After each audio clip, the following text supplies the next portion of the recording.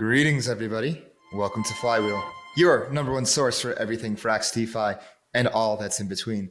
If you want to know what's going on in the world on chain, well, you've come to the right place. This is DeFi Dave here with capital K, and we're here to help you harness the power of the flywheel.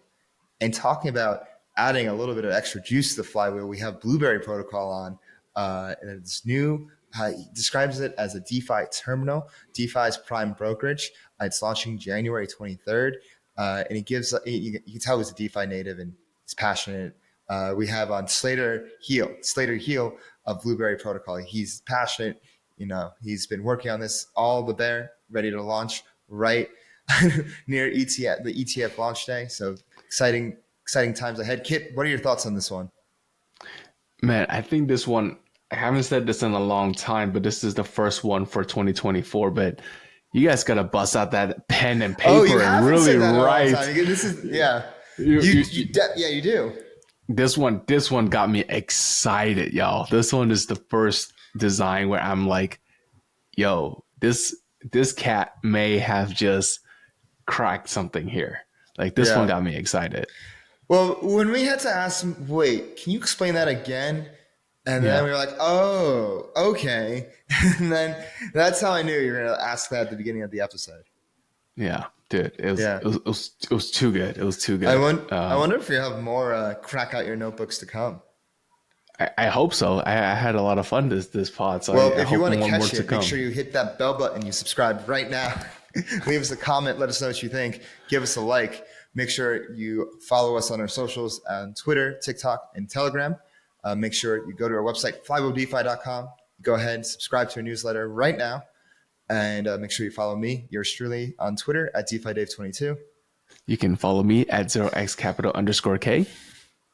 And let's get the flywheel spinning.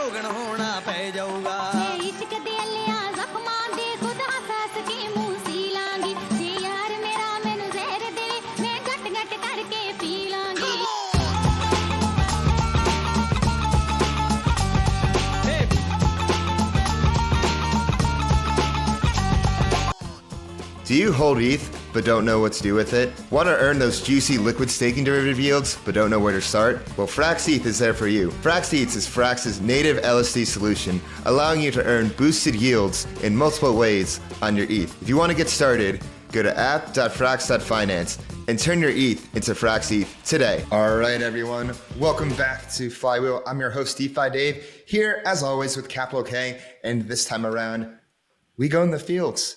We check out Blueberry Protocol with their co-founder, Slater Heil. Blueberry is, we actually just talked about it.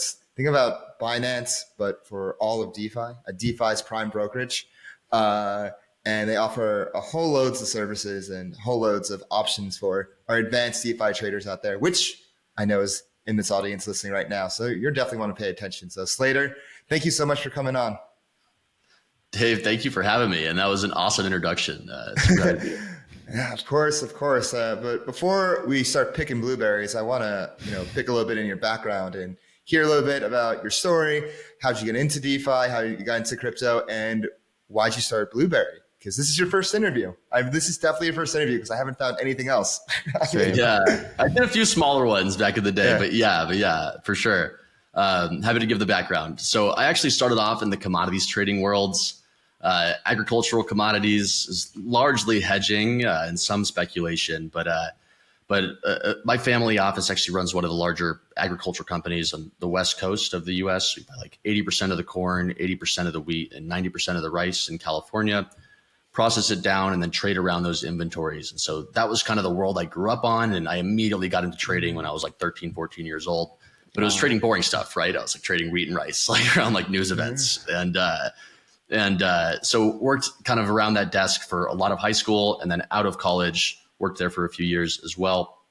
And then actually cannabis got legalized in California, and we had a lot of large scale agricultural resources. And so I decided it made sense to kind of start my first own company with Eldorado Group. And so it was one of the largest scale cannabis operations in the state, and it had just been legalized. So all of the regulations were kind of still developing. And it's really how I got interested in emerging markets in general and kind of pushing up against regulations and figuring out how to solve the problems and still comply.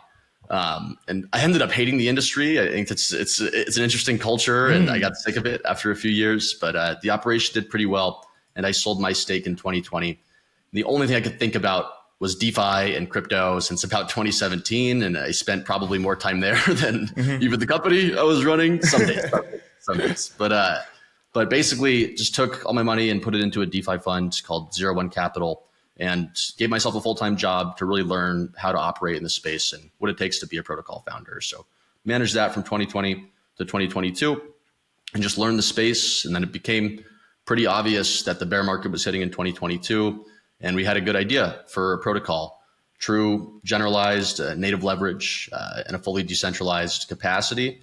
Felt more necessary than ever, especially after the events of 2022. Everybody wants to access leverage in this space, especially if it can be custom tailored and work and be compatible with all the activities that you can do in DeFi.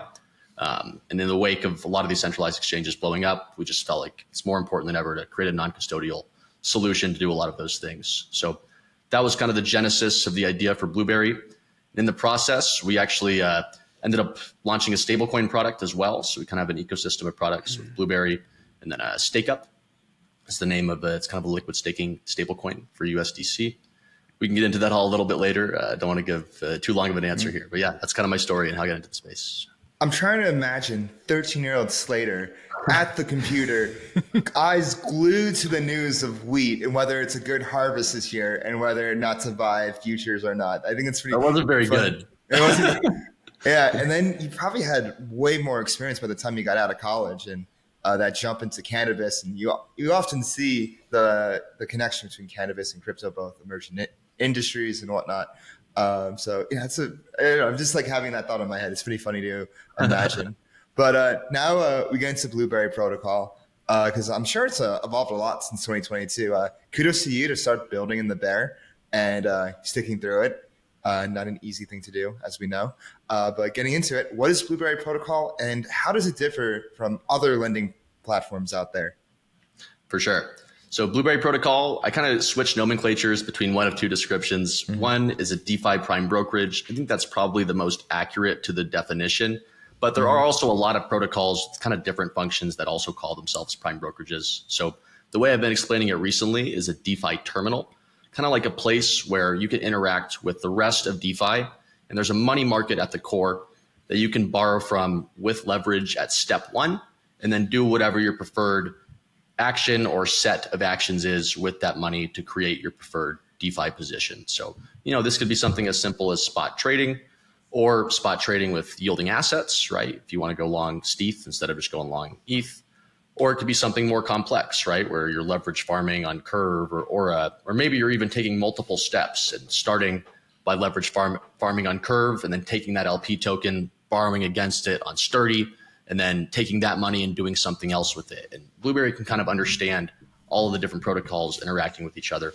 We do have to integrate these different strategies, but it truly is capable of levering any DeFi position, even if you're combining 20 things together in one kind of home base.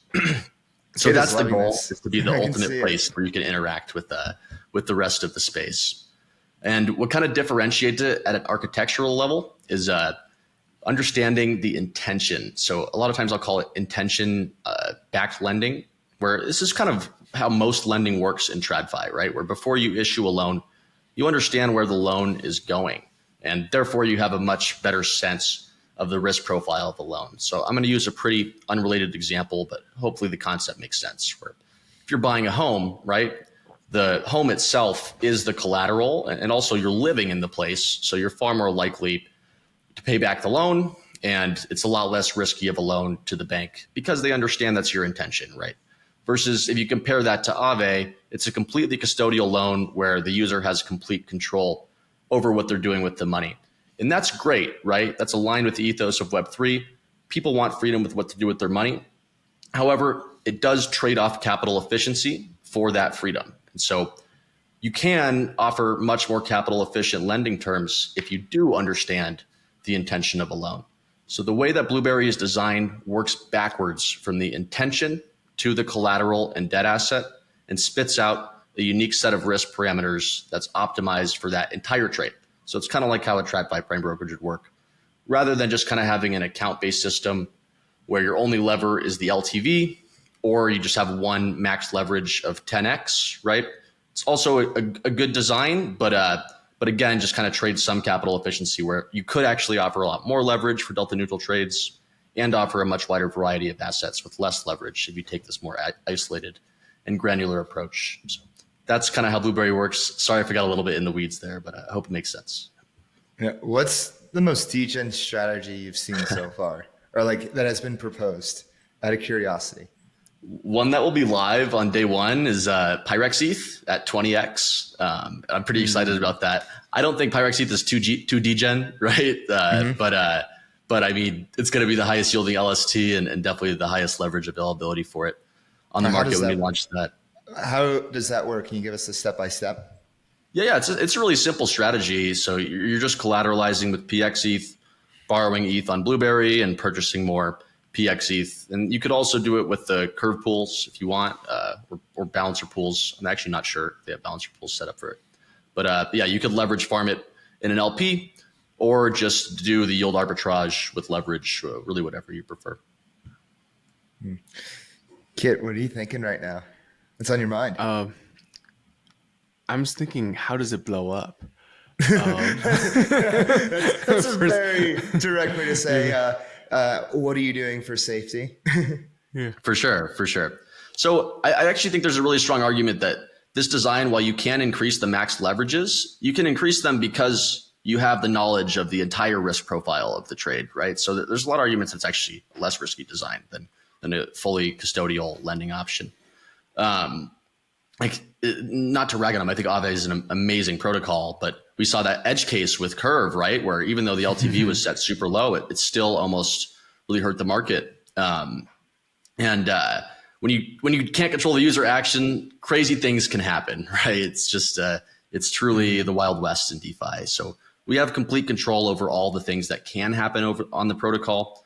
And we actually worked with Gauntlet to kind of develop this isolated risk parameter system that understands these relationships. So I think, don't quote me on this, this might be incorrect, but I'm 95% sure that we were kind of the first startup deal that they did, where we've been working with them in the development phase for a while now to create this system that dynamically sets the parameters for the unique matrix of collateral debt and position deployed. So that's been our approach. Eventually, we may take a different security approach, but that contract will last for at least a year after launch, and we'll go from there. The Gauntlet team has been super great and helpful in developing that with us alongside the architecture. So if I were to describe Blueberry, it's the intentional lending protocol.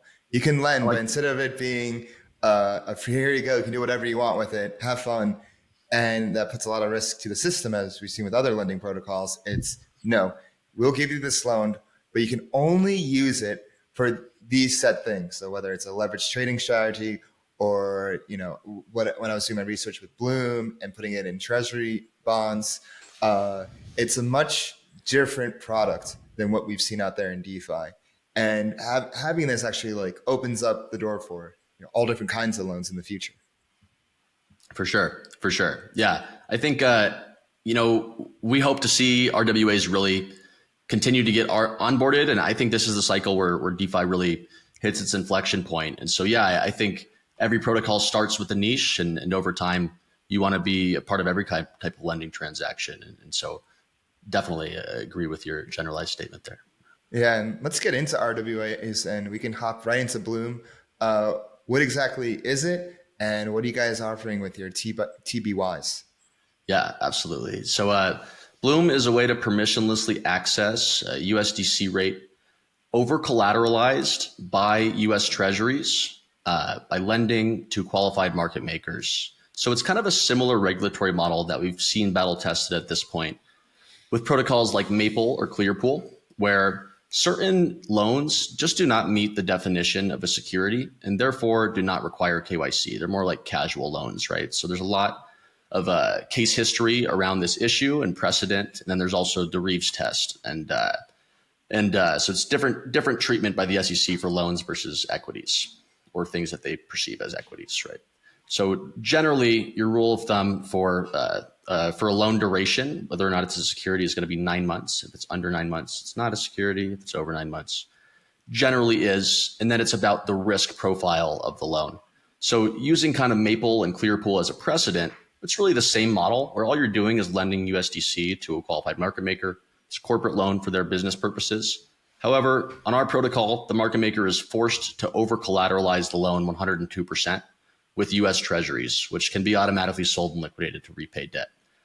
The loans themselves are on a 6-month term. So you have a loan denominated in USDC, collateralized by Treasuries, all on-chain and verifiable. The tokenized Treasuries are issued through the Swiss DLT program legally with a legal claim if anything were to ever happen to the tokens. So there's even protection against an exploit because of that.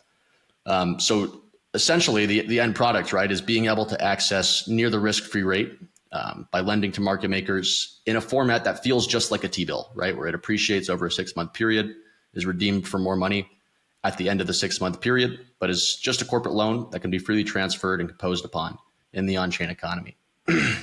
So that's the goal there, is allow a permissionless token that can be used and composed upon in the DeFi economy. Yeah, I didn't. Yeah, oh, go ahead, kid. No, I'm just trying to understand. So, is it a corporate loan, or is it a treasury bill asset? It's a corporate loan, and it's collateralized by treasury bills. So it's a corporate loan to market makers, and that's why it's freely transferable, right? It's a non-security loan, whereas the tokens, the treasury bill tokens that are collateralizing it, are securities, right? So those market makers that are holding that collateral are fully KYC'd and qualified participants on that side of the market. Okay, I see. So the market makers have to bring these T-bills and collateralize it on the platform. And then you as a user would lend out to these market makers. But because they're collateralized by T-bills, you know that they're good and that the counterparty is really not the market makers. The counterparty is the full faith and power of the United States government. Well, I guess you could look at it that way, but yeah, I would say the counterparty is the market maker, and so would the law. So right, but then why would you then accept treasury bill rates when you're issuing out corporate loans? Because it's over collateralized with treasuries. Okay, so at the end of the day, it still comes to that. Oh, it's over collateralized. I'm sorry, you said by 102%. Yeah, so it's just over collateralized. But yeah, from a regulatory and a legal perspective, it is a corporate loan to a market maker. Got it. And you probably wouldn't want to market it that way. As like you're gonna give out corporate loans, but you're gonna charge at the treasury. Yeah. So what are you thinking about all the different? Because we talked about RWAs before. What do you think of the different RWAs out there, the options out there? My view on it is we want to see the world come on chain and be able to access composability, the money Legos of DeFi, not the other way around, having permission DeFi. So what are your thoughts on how RWAs are shaping up, and how do we get that composability that we know and love in DeFi and have that with RWAs?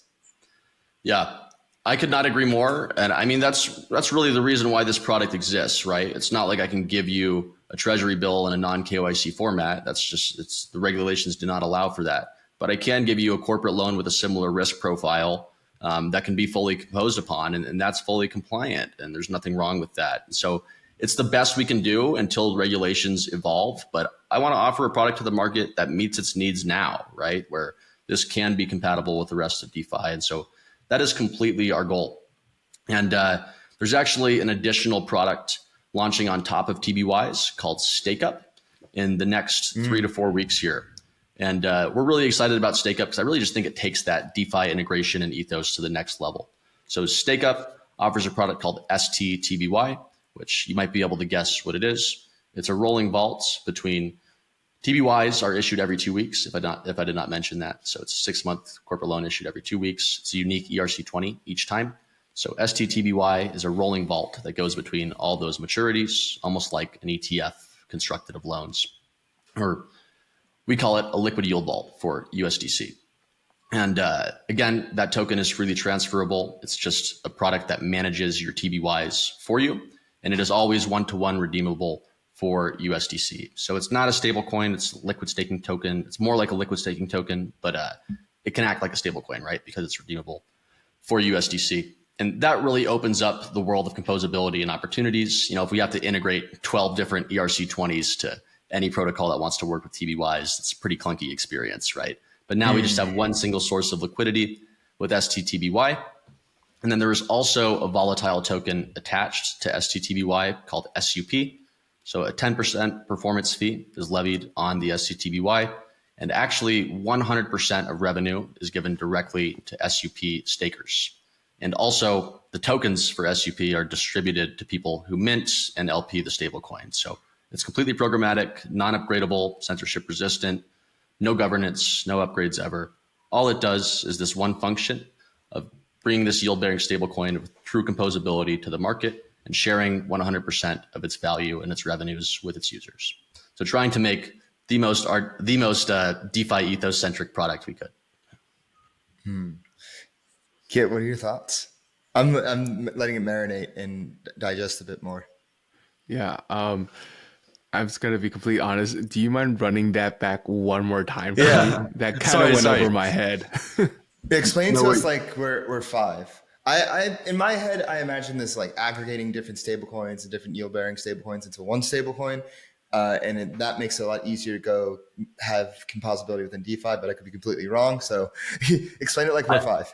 I overcomplicated it. stTBY acts just like a yield-bearing stablecoin. It derives its yield from TBWise, right? But now it's all in one centralized source of liquidity. It's all in one stablecoin. Okay. Kind of function rather than having a bunch of different maturity dates of TBYs. Oh, so instead of like the maturity dates, okay, that makes sense. So instead of the maturity dates, like this one's 2 weeks, this one's 4 weeks, this one's 6 weeks.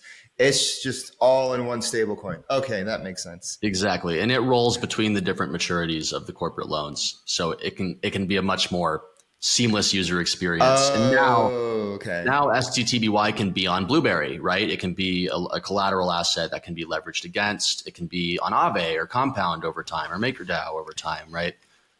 It's a truly composable asset. And then the token spin on it is just a fully decentralized way for the protocol to run itself, right? Where just the revenues are given to volatile token holders. There's no centralized entities. It has its own governance token.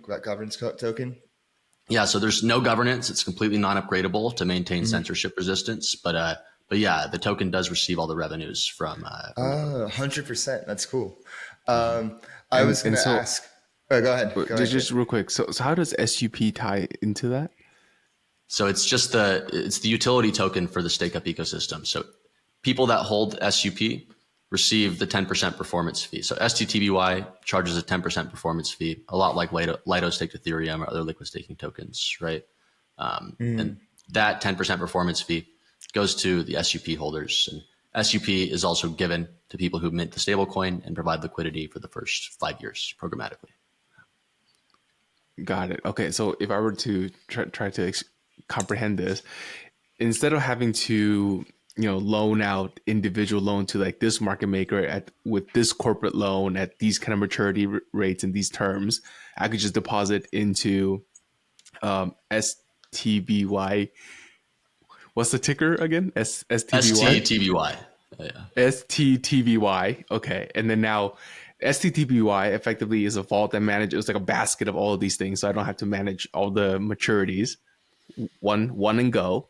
And now I have stTBY, and with stTBY I can go and use it as collateral on Blueberry to then perform kind of anything I want, right? And exactly the reason why there's actually already a few other integrations ready, like Metronome will have a CDP integration ready, so you could do some looping and a bunch of others in the works too. Our friends at Metronome, shout out Green Jeff. Green Chef, the man. Yep.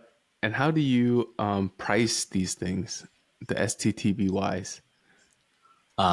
So it's redeemable one-to-one for USDC whenever a TBY underlying it hits maturity. So every 2 weeks, there'll be redemption liquidity. So one stTBY is just equal to one USDC. and it rebases based on the yield produced from the TBYs. So it acts like stETH, where it just prints new tokens and adds them to the supply as the underlying corporate debt facilities mature and increase in value. But then who gets to come and claim that maturity, right? Because there's multiple tranches in this same stTBY, right? So not everybody can come at the same time and redeem, right? Yeah, so I mean, I would think of it kind of like Lido, right? It's not like everyone wants to redeem at once, and there's a redemption window. The idea is you don't really want to redeem. It's better to have the yield bearing asset and not pay the redemption fee, right? You could just swap it on Curve instead. But yeah, in the case where there was a scenario where stTBY yields became very unattractive, right, and people wanted to get out, everyone would be able to redeem. It would just be kind of first come, first serve on the maturities of the underlying TBYs. So say it's all spread out evenly. There'd be 12 active maturities of underlying TBY at any one point, since they're every 2 weeks, it's 6 months. So based on the ratio pro rata of each tranche, that much redemption liquidity would become available, and eventually it would wind down, right? There's always enough USDC to redeem the entire thing, but that's not the goal, is for that not to happen, right? And Right. and it's designed so there's no bank run scenario, right, where it's not a last man out. We have to sell all the underlying notes to redeem right now. No, it's forced. You have to hold until maturity if you want to redeem more than the liquidity is available. So there's no bank run scenario where the stablecoin can like go to zero like that, right? Instead, it's just making everybody share some duration risk of like the safest asset in the world, T-bills, right? T-bill collateral. Right? Got it. And who are, in the case of liquidation, like who's going to come in and kind of perform that and effectively sit on stTBYs until, until they need to pull it out? In what liquidation case? Like in the case that, how I could use stTBY for collateral for me to borrow a bunch of other stuff. Oh yeah. Right? So stTBY will be liquid. It'll have curve pools and be pegged to stablecoins. So you'll be able to just sell it. Got it. Okay, I see. So liquidation bonds. Yeah. So I have a question. So in the bear market, obviously we saw treasuries, T-bills really take center stage as people were hunting for yield in off chain, and we saw a bunch of different products come on board. But now in the bull market, when we're risk on, we're seeing, more people have a different kind of appetite, and who knows what, the JPOW is going to do, if the pivot is going to go through. But, if those rates get lower, then you have less people using, that's less attractive of a product. So, what are your thoughts on, these different T-bill stablecoins and your own product if the interest rates get lower? Yeah, I think it's a great question. And I think it's one I approach pretty differently from other founders in the space, where you can be a DeFi bank if you want, right? And you can chase interest rates and manage your balance sheet ultimately like a bank. And I think that's what a lot of these really large scale CDPs and stablecoin issuers are becoming, the Fraxes, the MakerDAOs, the Aves of the world. And that's great. But in my view, what DeFi really likes and what works best with DeFi is, rather than trying to constantly adjust to the market, to have a product that works when it works, right? It serves its place in the market. The same way a T-bill ETF in TradFi is always a T-bill ETF, right? I would posit that even if stETH yields went down to 1%, I'd still rather hold stETH than ETH, right? And I'd still rather stack my DeFi yields on top of stETH than ETH. And so I'm sure there will be other protocols which choose to take more risk and find other ways to generate yield and pass that back to their holders of the stablecoin. My preference is just to let the protocol be non-upgradable, grow Lindy effect over time, right? And serve that place in the market to be the most trustworthy yield-bearing stablecoin that you can always trust to be redeemed for one USDC. And so that's kind of our approach in the long term. The Ethereum ethos, immutability, cannot change. Yeah, no, I respect that. Okay, I like that answer. That's fair. Like, your niche, your function within the market. You're not trying to do anything else. You're not trying to do anything fancy. You're like, hey guys, we're here. If you need it, if you don't need us, fine. But when you do need us, we're here. Yeah, I mean, I think that's one way to look at it. And And I just also think that's how you build really deep liquidity moats, right? You need to have something where people have no concern that it's going to break. And therefore, maybe down the line, if I'm issuing a new CDP stablecoin, I'd rather pair my asset with stTBY than USDC because I know it's not going to change and it's redeemable for USDC, but it pays me some extra yields. Now my curve pool costs me less to incentivize, right? And so that's why that strategy, I think, is also intentional for growth. It's just a more long-term approach than kind of chasing rates and changing up your strategy. In your answer there, you did mention Frax, and we, of course, are a Frax podcast. So I got to ask, what are your thoughts on Frax? Are there any plans for integration? If there's any integration ideas, if you have, we know. Well, go ahead. What would be your answer? Yeah, for sure. I mean, Frax will definitely be a lending market asset on Blueberry. I reached out to Sam like a year ago when we were still pretty early stages, and we sent a few messages back and forth. But I would love to reconnect with their team, honestly. They're one of the few teams we haven't really talked to in the last 6 months, but have a ton of respect and admiration for everything they've accomplished, especially through the bear market. And yeah, I think they're working on a lot of similar problems, but with a different approach. And I think there will be tons of Frax convex strategies available on Blueberry, for example. Yes, that's exactly what I was thinking. For sure. Yeah. Those are going to be money for a while. Did you see recently, actually, no, this was just yesterday, that the Frax PYUSD pool on Curve has $135 million. Well, and they're and PayPal's bribing on Curve. I didn't think I'd see that for at least a few more years. It's technically not PayPal. Oh, okay. There's a incentivization going down the line, but it's technically not PayPal. But like the pool is being incentivized. I was misled on Twitter. Yeah, but that happens to be PYUSD, which is crazy. Yes. How cool. Yeah, it's crazy. It's funny. I had like a few journalists in my DMs asking me like, "Hey, is PayPal really bribing the market?" And I'm just like, they're definitely not bribing it like themselves directly. But people are speculating like, what is the proper way to like word it? I mean, obviously it's incentivized, but like who's in the incentivization? I'm sure if you go on those on-chain sleuths can find out like where it's coming from. But for sure. I wonder if we're going to get some incentivization regulation in the next 5 years. I feel like it's not even on the radar of a lot of the regulators yet. But yeah, it's going to be interesting. Incentivization DeFi just makes so many new things. Wow. Yeah. Sorry, Kit. And it's always funny hearing how the linguistics of DeFi evolved. And someone's just, it's like, yeah, we're degens. We're going to bribe this pool and get, like if I'm an outside or like, we mentioned Pyrex ETH, a redacted cartel. It's our own little world, but that's what makes it great. But from an outside perspective, I'm trying to get in. I'm like, what is going on here? But it is what it is. For sure. I mean, I love to kind of pull us back to stTBY and ask who do you think the target users are, or who are you targeting day one as your go-to-market cohort that you really want to acquire? Yeah, so I think probably the user base that makes the most sense is on-chain DAOs with a lot of liquidity.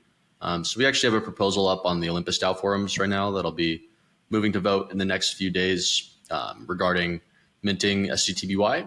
I think it makes a lot of sense for them because it's making a model that's somewhat similar to other products that exist in the market, but it's sharing 100% of the revenues that come from that model with its token holders, and it's giving those tokens to the people who mint the stable, right? So if Olympus DAO follows through, they'll get a significant amount of the volatile token allocation as well. And so if you can imagine a growth trajectory of this stable coin where it's equivalent to USDC, but now it's a yield-bearing version, but it can still be redeemed one-to-one for USDC, you can realistically picture that gaining significant market share in the stablecoin market, right? So if I can get some volatile tokens that are attached to that right now by minting that one instead of some of the other solutions, I think that's logical. And so I think that's been kind of the approach with some of the larger on-chain allocators and probably our main go-to-market strategy for now. But the other thing is, we wrote the code, but it's actually a company based out of Dubai that is technically the owners and operators of StakeUp protocol. And so we'll have a token allocation for our contribution, but this thing really it's designed to be its own beast, right? Where it's a truly non-upgradable programmatic distribution. Everything is programmatic. And it can be something where everybody's on the same team, right? It's completely aligned with its user base all the way up and down. And that's its main goal. So I hope it makes sense for everybody. Yeah. And then on the other side of that, the people who are borrowing, the market makers, right? Are you kind of lining them up? Like, do they just have T-bills on the ready to be collateralized on their balance sheet? Yeah. So the nice thing for them is they make a free spread, right? And so, yes, that's the easy answer. Yes. Could you walk us through how do they make that free spread? So T-bills are paying around 5.5% right now, and the rate for stTBY is going to launch at 4.9. So make about a 50, 60 bip spread. Oh, I see. Okay, so they get to keep that spread all the while still getting their dollars. Right. Right. Okay. But that's what makes it a corporate loan. If you're just taking T-bills and putting them into a stable coin, that's a security. You can't have that in non-KYC composable format.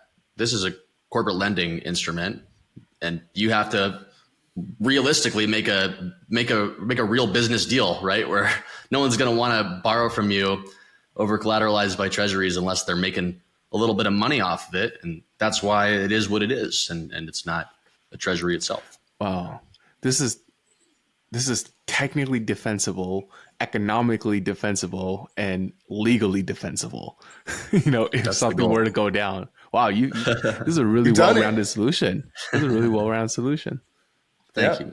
I appreciate that. Yeah. And so Kit, did you have anything else to No, that was good. I'm thoroughly impressed. Take a moment. Appreciate it. Impressed. So getting back to Blueberry, you guys are launching January 23rd. Can you give us more details on that? Do you have any alpha to share with us? Anything else to share with our audience that has made it this far in the interview? Yeah, absolutely. So there's a lot of ways to get involved and kind of engage right now. We just started the Zealy campaign about a week ago. If you want to go learn about the protocol, and we took a really big focus on. We spent a lot of time on our early articles that we wrote on Medium, explaining our thought processes and principles of risk and how we approach things. And so if you're interested in just learning about the protocol, it's a fun way, and you'll obviously get rewarded per the Zealy campaign. However, you can also just participate in the launch. So we launched January 23rd, and the launch will be pretty fun. It's with a lock drop for 60 days where you can deposit lending capital and accrue BLB tokens on paper until the launch of the token occurs on March 23rd. So 60 days after that. And if you want to withdraw your liquidity in the meantime, it's not full on the blast side of the spectrum. Not hating, just it's not locked up like that. You can pay a 1% fee to withdraw earlier. So that's why it gives it the name, the lock drop. Strategies and borrowing will go live a week after lending goes live. And the biggest thing I would encourage, if you're a big DeFi guy and you like using leverage, you like stacking multiple protocols together, just recommend us any strategy, even if it's crazy. And I love to use the Blueberry architecture to make new things possible with leverage that weren't really before. So definitely reach out if that's your kind of thing. What just popped in my head is when we were interviewing Corey from Dolomite and him describing his protocol, because I feel like there's a lot of overlap here. How does Blueberry compare to Dolomite? How is it similar? How is it different? Yeah, I think Dolomite. So we don't have the capabilities that Dolomite does of retaining your voting power and doing those interesting things. Blueberry can work with exotic assets, right? And we have some integrated into the protocol, but I think it's less. I think Dolomite is very focused on very specific use cases like that are very valuable, right? Like the GMX one, right? Mm-hmm. And I think Blueberry is more of a generalized product to access leverage for whatever your existing preferred DeFi strategy is, but a little bit less custom built for those super specific use cases and more focused on delivering the highest leverage possible for the really highly liquid stuff, as well as some alternative assets. And I think also the interface is just pretty different. I think Dolomite's a bit more like a traditional money market with the additional features on top. And Blueberry kind of feels like you're trading almost, even though you're lending and borrowing. So there's that part too. And how does the BLB token work? What's the token model behind it? So BLB token is fairly standard in terms of its function. It's a governance token. Governance on Blueberry is, of course, focused on directing incentives as well as adding and removing collateral assets and strategies to the protocol. One of the unique twists that we have on the tokenomics design is using revenue to build protocol and liquidity. So I think that was one of the big lessons learned of the last cycle is if you just spend a lot on incentives, it generally tends to have a downtrending effect over time and can really hurt the governance model as well. And so the idea is to remove the cost of liquidity as quickly as possible by using revenues from the protocol to purchase BLB USDC liquidity. Once we reach a certain target there and reach a certain level of decentralization, obviously the long-term goal is to do revenue sharing, but the regulatory environment does not quite support it yet unless we reach that level of sufficient decentralization. But that would certainly be the long-term plan. The one other unique twist is our rewards token is called BDBLB. So it's similar to some models that have been tried and tested the last few years, like Bunny's OLIT or Tapioca's, I think, OTAP, but a little bit different where when you get your BDBLB, you can immediately pay a 50% fee to unlock it and receive the other 50%, but it's not just the fee like an option. Instead, it's separated into an acceleration fee and a redistribution. So if you were to accelerate on day one of your BDBLB vest, you would pay 25% in stablecoins, so in DAI, and then you would also have 25% redistributed to the other holders of the BDBLB in that epoch. So BDBLB epoch will happen every 2 weeks. And basically, the longer you hold and vest, you both don't have to pay the fees if you vest all the way, and you also accrue a bunch of other people's BDBLB that chose to exit early. So it's just a way to kind of counter that mercenary liquidity and reward the people who are most interested in the long term. Just chilling, rest and vest. Exactly, dude. Yeah, I was looking at the OLIT Bunny model with the options. It's pretty cool. There's a bit of a trade-off there, but with that model, it's definitely more in favor of the protocol and kind of wards off mercenary farmers, which was a huge problem. And so it's how do you get long-term people aligned, not just with your token, but actually using your protocol. And this seems like the way to do it. And I like your twist with the redistribution, the rest and vest redistribution. Thanks. Yeah, definitely a few trade-offs there. Like you can't really bribe gauges the same way and things like that. But yeah, I think it'll pay off in the long run. Yeah. Another thing that just happened today. I know this will be released a week from now, but the Bitcoin ETF, and this thing has been since we have all been in crypto in 2017, this has been the carrot that has been hanging over our heads. The ETF. Can you believe it? Yeah, it's still sneaking in. I know. I didn't realize wild. how big of a deal it was until just learning about it a little bit more every year. I mean, every month this year. What happened? I remember when we talked about the gold ETF on This Week in Frax and how before the ETF, gold was this wildcat industry with like gold bugs, miners, a lot of interesting people there. And then once the gold ETF came about, the industry really matured. It became a financial product that you can like pension funds, your grandpa, whoever can just add to their portfolio. Totally. Slater, I'd like to get your thoughts, and especially since you have TradFi experience, your thoughts on the Bitcoin ETF. What effect do you think it will have on crypto? Do you think it's a good thing? Do you think what are we giving up? Like, what's the catch here?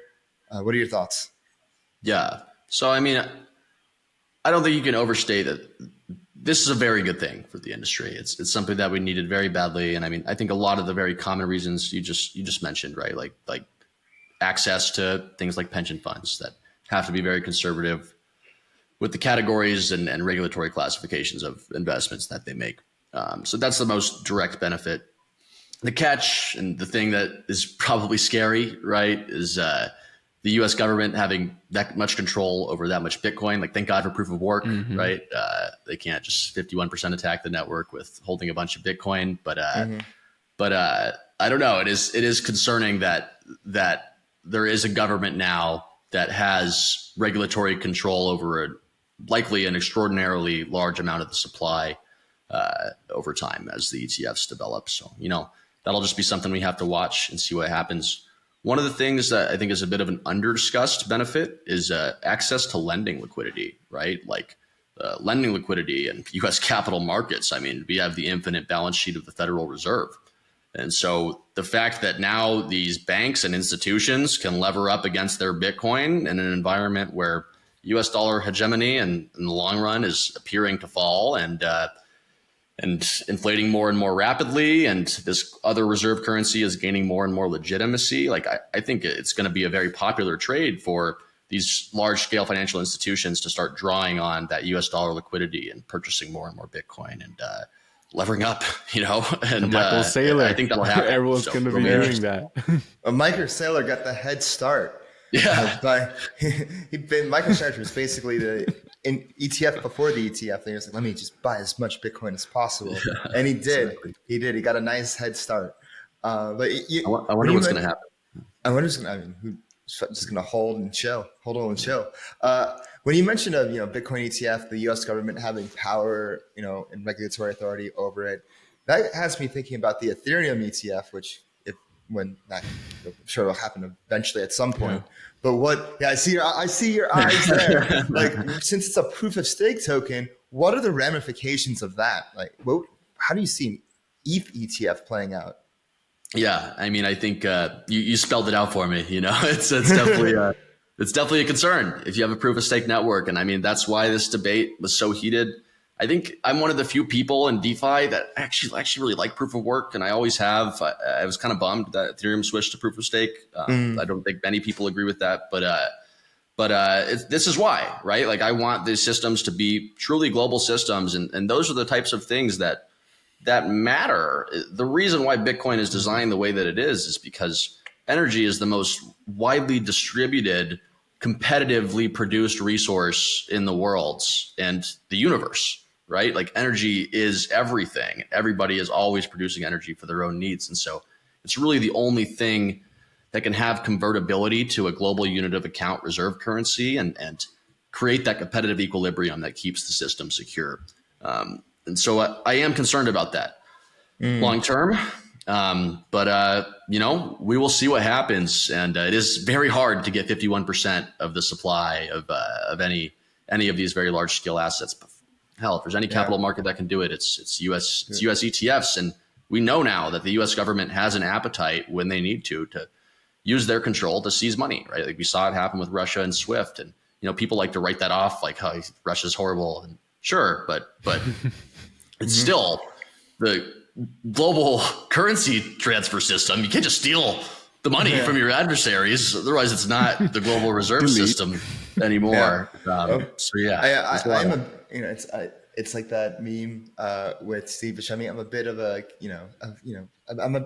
not Steve Buscemi. It's the guy from Spider-Man. Like, I'm a bit of a scientist myself. I forget it's escaping me right now, but it's like, I'm a bit of a proof of work romantic myself. That's what I call it. Because there's nothing more pure than transferring energy into currency, and that's what Bitcoin does. And yes, proof of work, in proof of stake, it has its trade-offs, but I like the duality, and how there's like one that's proof of work, the others that's proof of stake. I think it really comes down to how long it will take for the ETF to happen. Like, if it were to happen tomorrow, and the ETH has had the benefit of being widely distributed since it's long. Wow, this will be the 10-year anniversary of ETH, guys. I don't know, 9-year anniversary. Oh my God. Wow. Yeah, because it's 2024. I mean, since the sale, the token sale of ETH. And so if it has more time to distribute widely, then it will be better for it long term. But we'll see about that. I actually saw something on Twitter today that next up on the docket, next to the ETH ETF, is actually the Ripple ETF, the XRP ETF. I saw talks about that. Could you imagine a Ripple ETF? Ripple gets an ETF, Blueberry's getting an ETF, man. Yeah. Like, could you imagine that? Like, Ripple going from a court case with the SEC to having an ETF? What a comeback story. Yeah, that would be insane. I still can't believe they won the first case, but hey, it's an awesome precedent for the industry. For the benefit of all of us. For sure. Yeah. Sure. So for this coming cycle, it seems like everybody's strapped up, they're ready to go, like ready for liftoff, especially with today with the Bitcoin ETF. Do you have any unorthodox predictions? Do you have any, what is something that you believe in that could happen within like the next year or 2 years that most people are discounting? Yeah. I think I don't know how contrarian this is anymore, sadly, but I think we're going to see massive proliferation of RWAs into the DeFi space over the next few years, and I think I think it is actually kind of contrarian now again because the market rallied again. Everyone's like, fuck those. Sorry. Yeah, that's me. That's me. That's my question earlier. Screw those RWA assets. We don't need those. We got our crypto stuff, right? And but yeah, I think both are going to happen in conjunction this time. And there's a lot of movement on the TradFi side to start making those things possible. I mean, we're seeing it with PayPal, right? You guys brought it up earlier. I really believe that DeFi offers much better solutions and composability, adds so much efficiency to systems that every asset is going to want to live in this ecosystem as soon as they can during this cycle. And it was really just about getting that blessing and that anointment. So I think the ETFs are so huge. And yeah, I could not be more excited about what's to come. I wish I had something better. That was a little bit more out of left field, but that's all I got. You were right. It is becoming more contrarian now than it once was because everyone's like, screw RWAs. We're back. We're risk on again. But making our way back to DeFi and Blueberry, I have one more question before we wrap up and go to our lightning round. And it is, what is the ultimate bull case for Blueberry? Let's say, it's a few years from now, Blueberry is well into its existence. What is the best case scenario for Blueberry, the protocol? Like, what do you ideally see for Blueberry? For sure. So I like to think about this from a very first principles perspective of how do we win with Blueberry? Blueberry wins with granularity. Sorry. Because at the end of the day, it's about more information if you want to win in lending, right? The more information you have, the better you can control risk. The better you can control risk, the more competitive rates you can offer to both lender and borrower. And so more and more information and integrating everything in DeFi, everything possible, and getting to a point where we can have that process be automated and just stay one step ahead in terms of onboarding more and more information into the risk engine such that we can get even further and further down into granularity. And one thing I've been thinking about a lot lately is even starting to offer credit facilities over time. I think there's a bunch of different teams working on this, a bunch of different kind of approaches to this. But I think every DeFi protocol becomes a bank over time. And the way you win is by having the most information and having the best control over your risk. And so that's the way that we approach things. And over time, I think these things are going to expand into a lot of more traditional lending venues too. And we want to be at the forefront of that as well over the next 3 to 5 years. On a long enough timeline, every DeFi protocol turns into a fractional reserve bank. We've come full circle, folks. pretty much. But the nice thing is, at least they can actually default now, right? And they're not just an infinite money hose controlled by 10 different banking families that get to keep all the upside. Yeah. Credit's okay. Credit's not a bad thing. It's just that it's a corrupt system that runs our system of credit. But now we have the opportunity to build a new system, build a new world. And that's why Blueberry's here. That's why DeFi's here. That's why Frax is here. That's why we're all here to make that world come to be. But yeah, Slater, thanks so much for this interview. We are now going to the lightning round where we, we're a little bit more chill now. We want to get to know you a little bit more and how you're like off chain and whatnot. So Kit, go ahead. Yeah, so I'll kick it off here, Slater. What was your virgin crypto experience? When did you first touch the blockchain, but sex doesn't count? Man, gosh, that's a tough question. Let me think for like 10 seconds because I really want to remember this stuff. You know what it actually was? No, it was basic. It was just using Uniswap. It was just using Uniswap. I don't even remember what token I was swapping for, but yeah, I had heard about the airdrop and I was like, oh, no way. And What do yeah, you mean there's a stimmy of $1,000? right, Yeah. and it's a unicorn, rad, and A pink unicorn. I think I just swapped for a meme coin. Gosh, I wish I could remember which one. You know what? After this, I'm going to go and track down my first ever transaction and send it to you guys. Bullish. And then follow up to that. What is your favorite off-chain touch grass activity, hobbies and interests? So probably the gym. I know that's kind of boring, but I've been doing the 75 hard challenge this year so far. So it's been one indoor workout, one outdoor workout every single day, and I've been doing a lot of weightlifting and then a lot of pickleball. I probably have the nastiest pickleball serve you've ever seen. Oh, wow. So you don't want to play me. Oh. I'm nasty. Oh, wow. Everybody take a step back. But no, we love lifting. We love exercise here. I love going to the gym. You know, Frax is known for weightlifters. We'll put it that way. A lot of Chads in DeFi for sure. A lot of Chad, like Rick Midas. Rect Diomedes, is it? Rick Diomedes. Yeah. Sorry, I have dyslexia sometimes. Rick Diomedes. Shout out Rick Diomedes, pushing that forward too. Absolutely. Is he huge? I don't know if he's huge, but I bet he's. I'm guessing he's huge because he's Anon, and people that are as Anon as him are indeed huge. True. But my next question would be, what would be some advice to your younger self?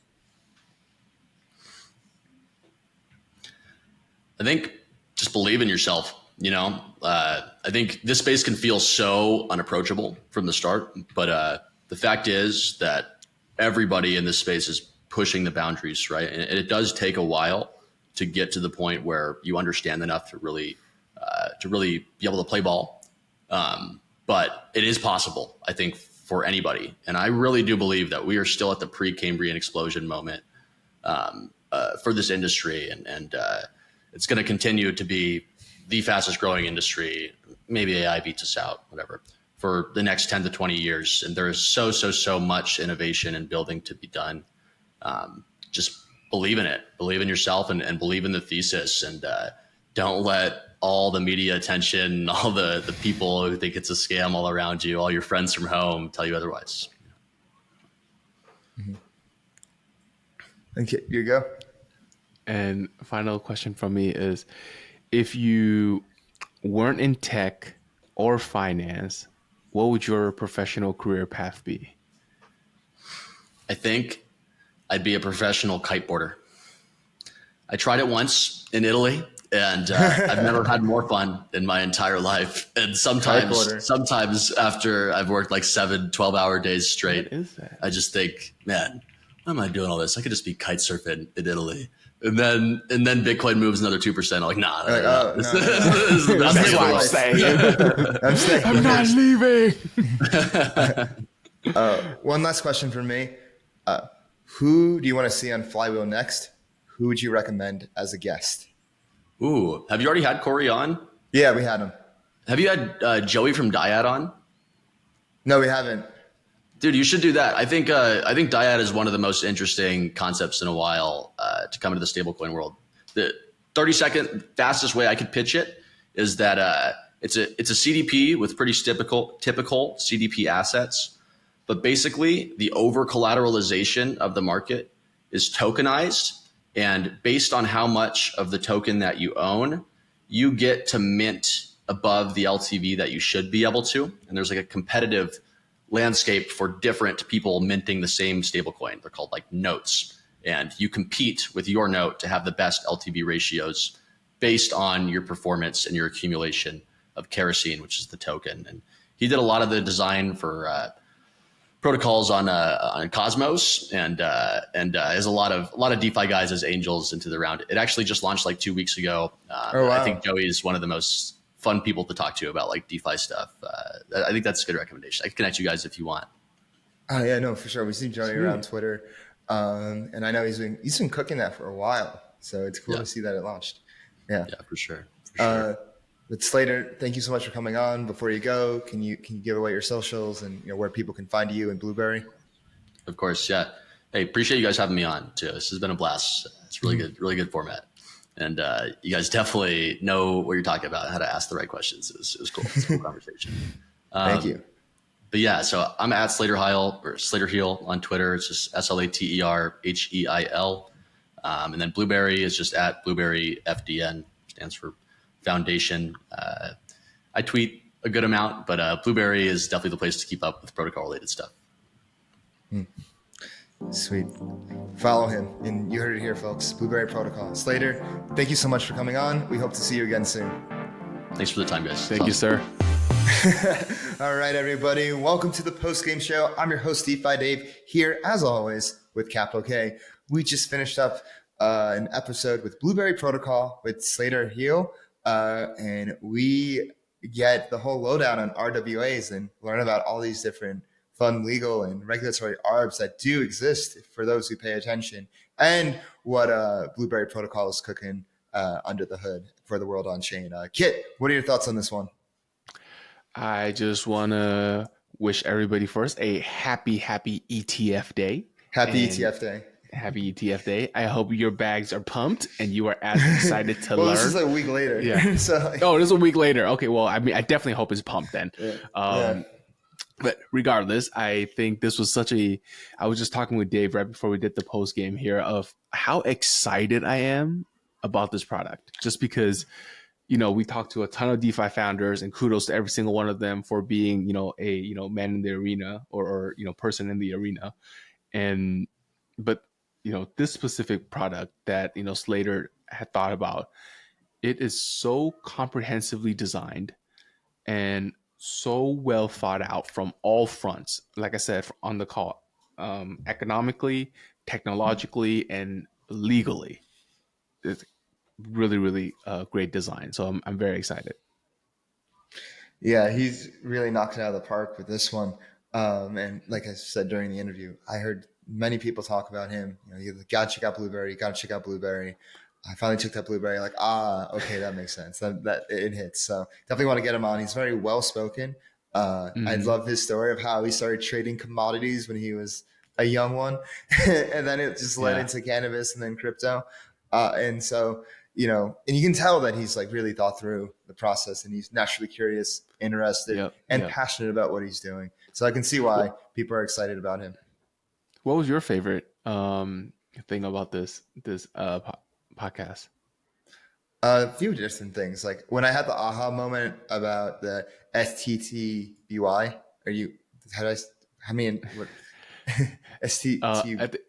stTBY. Yeah, stTBY. When I realized what it was with the roll, I was like, oh, that makes sense. Like you have a different ones at expirations, might as well just group them all into one token. Having that, I was like, okay. And then like figuring out like that regulatory arb that like, oh, it's a corporate loan. You're good. And talking about at the end the Bitcoin ETF and the ramifications of that, and how he was actually a proof of work romantic. William Dafoe, that was the meme. It's the William Dafoe. Oh, I'm a bit of a scientist myself. It's the William Dafoe meme. Okay. It's funny how I figured that out now, not on the episode. Go figure. Oh. Man, that was fun. I also liked how we chatted about the ETF bit a bit. I thought that was interesting to get his vibes on it and see how he thinks about things. I mean, it's such a huge event. It's like this is, TradFi is here now. Anybody can go and get exposure to Bitcoin, and it's accepted and under the U.S. regulatory regime. No matter how badly and hard Gary and the SEC fought, crypto still won. But it will be interesting to see the ramifications of the ETF in the future, like what that means for Bitcoin and having so much of his asset under the U.S. regulatory regime. So, but big moment, big time to celebrate as an industry. We're here.